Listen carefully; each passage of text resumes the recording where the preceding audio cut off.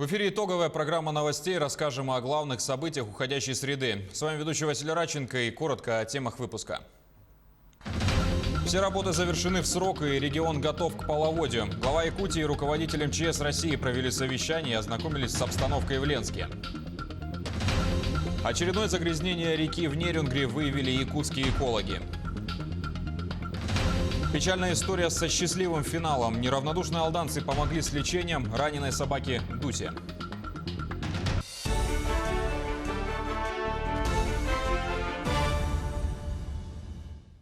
Особое внимание при паводке уделяется бассейну реки Лены. Руководитель МЧС России Евгений Зиничев провел совместное совещание с главой Якутии в Ленском районе.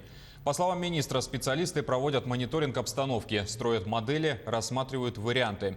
Исходят из такого понятия, как нулевой риск, поэтому ведомства будут готовы к любому развитию ситуации. В свою очередь, глава Якутии заверил, что все работы завершены в срок и регион готов к половодью. В подготовке к весеннему половодью приняты все организационные планирующие документы, которые определяют мероприятия по безопасному пропуску паводковых вод. С учетом возможных угроз создан запас вырученных веществ для организации работ по ликвидации возможных ледовых заторов.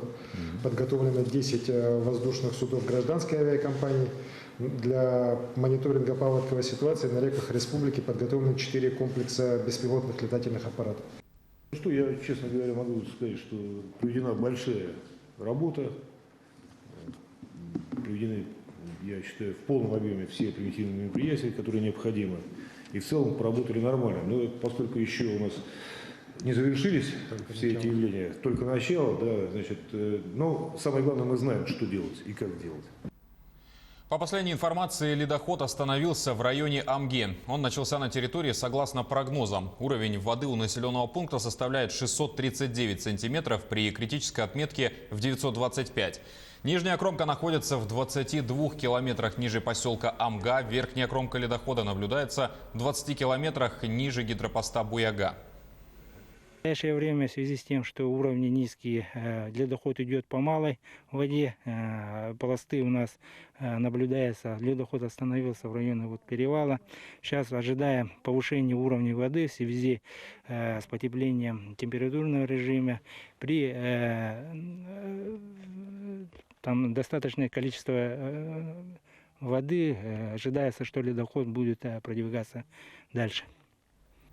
К половодью готовы в Кобяйском районе. Все структуры находятся в режиме повышенной готовности. Организовано дежурство на реке Лене. Проведен учет домов и территорий, наиболее подверженных подтоплению. Определены возвышенные места для отгона скота и лошадей.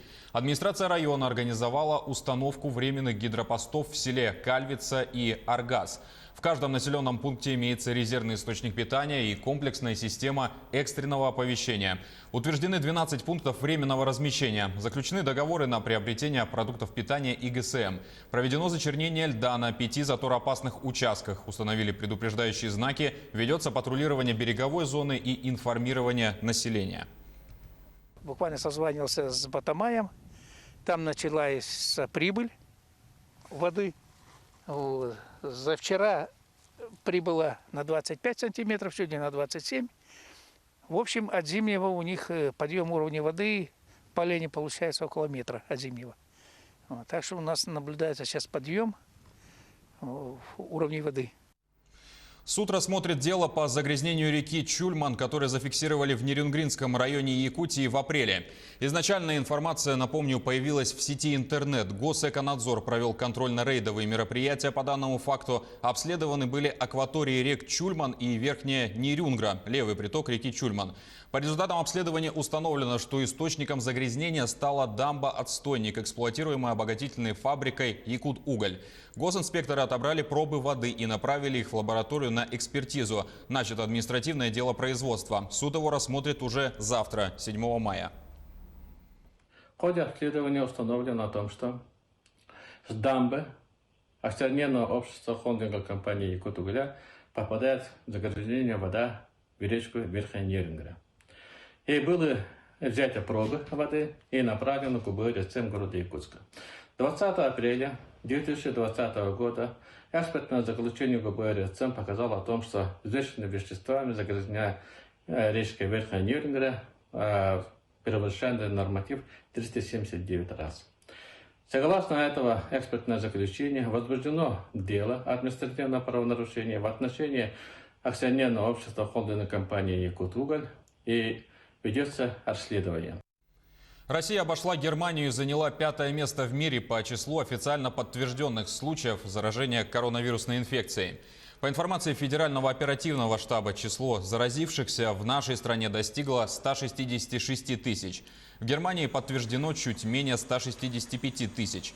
На 7-м месте остается Франция, где, по данным властей, 133 тысячи инфицированных. К такой статистике привело то, что второй день подряд за сутки в России зарегистрировали более 10,5 тысяч случаев коронавирусной инфекции.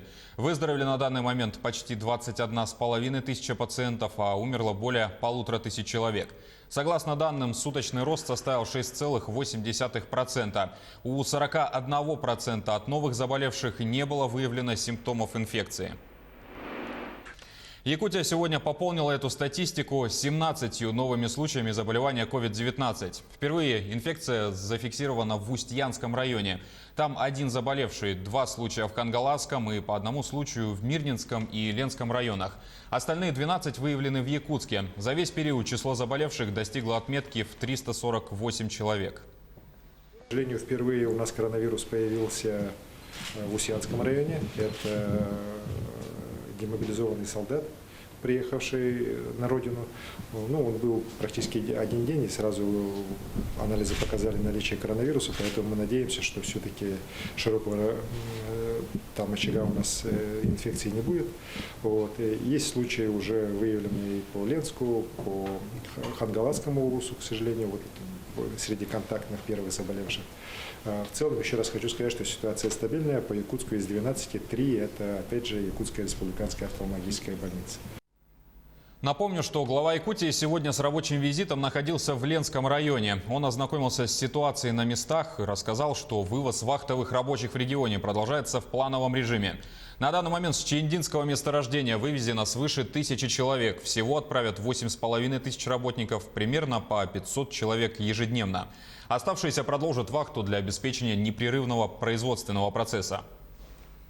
После принятия окончательных решений на уровне Федерального оперативного штаба, с которым мы постоянно находимся в контакте, и докладываем и Татьяне Алексеевне Голиковой, и Юрию Петровичу Трутневу, мы будем придерживаться той линии, что все здоровые должны, те, кто выехать, должны будут выехать в регионы, откуда они прибыли. В принципе, здесь никакого, я считаю, противоречия нету. Это здоровые люди с 2 отрицательными анализами. И, в принципе, они, конечно, должны выехать туда и 2-недельный карантин уже на своей родине пройти. Оставшиеся больные, еще раз говорю, должны проходить амбулаторное лечение на Чиендинском месторождении. В случае же, если будут какие-то случаи, которые позволят квалифицировать там среднюю тяжесть болезни, тяжелую мы точно там на месте не должны допускать, так, то эти люди будут эвакуироваться или в Ленскую ЦРБ, или в Якутск. Ну и в случае необходимости «Газпром» готов людей вывозить и в другие субъекты по согласованию, опять же, с Федеральным оперативным штабом, с Роспотребнадзором, с региональными властями. Между тем, 6 человек за день выздоровели от коронавируса в Якутии. К дневным сводкам прибавились еще 2. Одного пациента выписали из инфекционной больницы в селе Сунтар и одного из инфекционной больницы города Якутска. После полного выздоровления ранее сегодня же был выписан 1 пациент в Ленске и 3 человека в Якутске. Таким образом, всего на настоящий момент 51 человек в Якутии полностью излечились от коронавируса. Президент России Владимир Путин в ходе своего обращения о методах борьбы с коронавирусом еще 16 апреля заявил о запуске льготной ипотеки под 6,5% годовых. Как работает новая программа государственного субсидирования в Якутии, в следующем материале. Ипотека с господдержкой 2020 позволяет до 1 ноября этого года оформить кредит по льготной ставке 6,5% клиентам, приобретающим квартиры в новостройках. Все, что выше этого уровня, будет субсидироваться государством. Обращаю внимание, льготная пониженная ставка будет действовать весь срок кредита. По предварительным оценкам на реализацию этой программы уже в 2020 году потребуется направить около 6 миллиардов рублей. Стоимость покупки жилья в ипотеку по субсидированной ставке в Москве и Петербурге не должна превышать 8 миллионов рублей, в других регионах – 3 миллионов рублей. На сегодняшний день Банк ВТБ в Республике Саха-Якутия по программе «Ипотека с государственной поддержкой» выдал 5 кредитов на общую сумму 22 миллиона рублей. Максимальная стоимость приобретаемого жилья на первичном рынке не превысила 8 миллионов рублей. Мы работаем со всеми застройщиками в республике, а также наш клиент может приобретать недвижимость у ведущих застройщиков на территории других регионов России. Мы планируем до конца второго квартала 2020 года выдать ипотечных кредитов по льготной ставке на сумму более 200 миллионов рублей. Оператором программы выступает Дом.РФ. Первоначальный взнос установлен на уровне от 20%. Срок ипотеки – до 20 лет. Приобрести квартиру можно в любой точке страны. Также Минфин страны предоставит Дом.РФ госгарантию в 50 миллиардов рублей. За счет этого оператор программы сможет привлечь кредиты коммерческих банков и напрямую выкупать новые квартиры комфорт-класса у застройщиков. Юргена Егорова, Владимир Павлов, Якутск.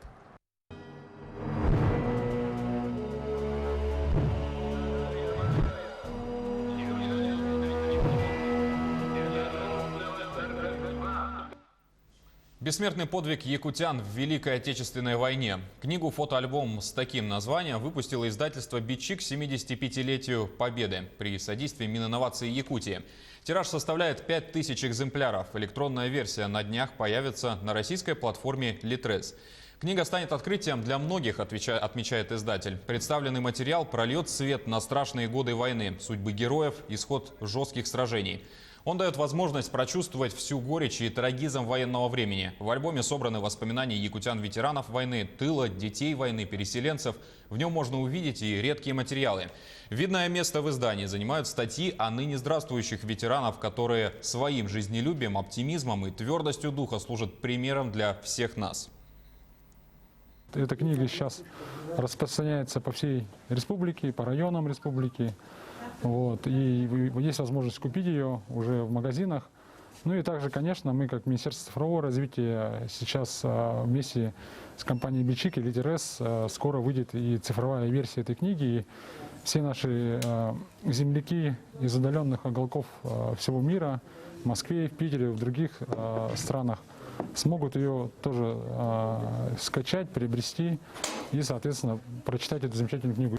В этой книге, по сути дела, запечатлен труд не только издателей, но и труд полиграфистов республики.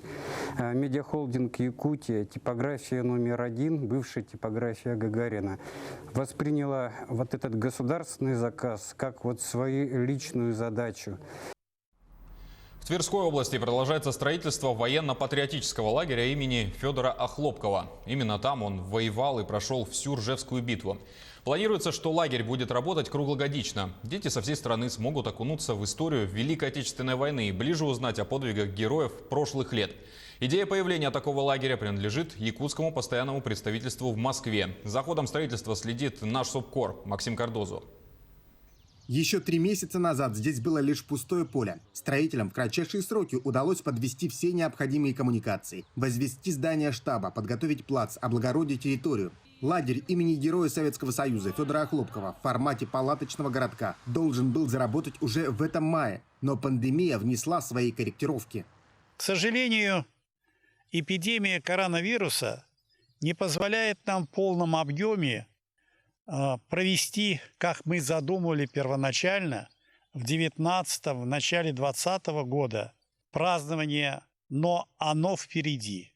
На этом месте молодые люди, и не только молодые, будут иметь возможность воочию на природном ландшафте познакомиться с тем, как тяжело было здесь воевать, как тяжело давалось каждой клочок земли для того, чтобы продвинуться к победе. Место для лагеря выбрано не случайно. Под Ржевом во времена Великой Отечественной войны шли ожесточеннейшие бои, в которых погибло больше 1 миллиона человек. Среди павших были и сотни якутян. Поиски останков не прекращаются и сейчас. На территории лагеря будет научно-методический центр, музейный центр, можно, наверное, так его назвать, в котором будут храниться экспонаты, найденные здесь со времен Великой Отечественной войны, поднятые поисковиками, которые будут приезжать. Лагерь будет рассчитан на 240 мест. Дети смогут приезжать сюда круглый год, причем без отрыва от учебного процесса. Посещать уроки воспитанники будут в местной школе. Попасть в лагерь может любой желающий. И здесь уже ждут ребят из Намского Улуса, который является побратимом Ржевского района. Дорогие школьники Намского Улуса, горячий привет сердечный передаем вам. Мы помним, как вы были у нас в нашей школе. Мы помним, как мы на обелиске вместе с вами работали, как вы танцевали, учили нас своему интересному национальному танцу солнца. Мы вставали все вместе в круг, обнимались и танцевали. Это были такие светлые времена. Приезжайте к нам в гости. Лагерь строится на частные пожертвования. На его территории должны появиться казармы, спортивные сооружения, актовый зал, мини-гостиница, музей. Вести все объекты планируют через год. Максим Кардозу, Виктор Олесов, Ржев, Тверская область. В следующем сюжете расскажем о печальной истории, но со счастливым концом. В алданскую лечебницу для животных прохожие привели собаку с кровоточащей раной на голове. Благо, мир не без добрых людей, и средства на ее лечение собрали неравнодушные алданцы. Животному дали имя Ильда, но впоследствии почему-то прижилось имя Дуся. Сейчас она идет на поправку, и волонтеры ищут ей дом. Более подробно историю Дуси расскажет наш корреспондент Татьяна Вахнина. Дусенька, иди сюда. Вот она бежит. Моя красава. С безграничной радостью Дуся встречает каждого, кто заходит во двор. Лишь совсем недавно она поняла, что люди могут быть добрыми и не попытаются причинить ей боль. Еще неделю назад Дуся буквально балансировала на грани гибели. Об этом напоминает заживающий хирургический шов. Рана сочеталась даже с носовой пазухой, потому что выделения были с левой ноздри. Черепно-мозговую травму Дуся получила в результате сильного удара по голове. Пролом кости в глубину составил порядка 3 сантиметров. На улице собаку увидела прохожая. Она и привела Дусю в лечебницу. К этому моменту началось осложнение. Рана нагноилась, начался остеомиелит. Дуся покорно побрела за позвавшей ее женщиной, не надеясь ни на что. Вот как по ее глазам было видно, будь что будет. В лечебнице собачку назвали Ильдой. Для своих же она стала Дусей. После операции требуется восстановительное лечение. В соцсетях волонтеры Алданского общества защиты животных объявили сбор средств. Неравнодушные люди откликнулись. Дуся идет на поправку. Рефлексы и функции центральной нервной системы восстановились. Последствия черепно-мозговой травмы, по мнению ветеринарного врача, если и будут иметь место, окажутся минимальными. Здесь лечение, направленное на восстановление функций центральной нервной системы, то есть головного мозга, идет полностью восстановительная терапия и зрение, и всего. Потому что у ней в первые дни зрачок он на реакцию света даже не расширялся. Вот. У ней координация была нарушена, а сейчас она все активная. Придя в себя после операции, Дуся вышла во двор. Томасу, собаке ветеринара, новая знакомая понравилась, он даже уступил ей свою будку. Да и Дуся признала в Томе старшего друга и защитника. Она очень добрая, она общительная, ласковая девочка. И очень умная, кстати. Мы ей дали кличку, она, считай, вот за несколько дней уже усвоила. Через несколько дней Дусе снимут швы. Волонтеры уже подыскивают собачки хозяина, который будет о ней заботиться, не обидит и не предаст. Турецкий телеканал TRT Аваз снял документальный фильм о якутском писателе Платоне Аюнском. В ленте повествуется о детстве писателя, учебе, его ярких событиях жизни. О его большом вкладе в становление и развитие государственности Якутии. Цитата: «Интеллектуал, поэт, человек, распространявший идею единства языка, идею и работу для всего тюркского мира», говорится в описании к видео. Очень отрадно, что экспертами в фильме выступили наши друзья, которые хорошо знают якутский язык, неоднократно сюда приезжали. Это Хасан Хаирсевер и Умит Шахин. Вот они хорошо знают якутский язык, знают даже, как жили якуты в то сложное время. как бедный мальчик из вот такой семьи, из Тарты, смог добиться таких больших результатов. Кроме того, экспертами в фильме выступили поэт и писатель Али Акбаш и Фатих Кирищоуглу. Он тоже тюрколог, занимается изучением якутского языка. Это были главные новости уходящей среды. Наш телеканал продолжает следить за развитием событий, держать вас в курсе. Находитесь дома, берегите себя и до свидания.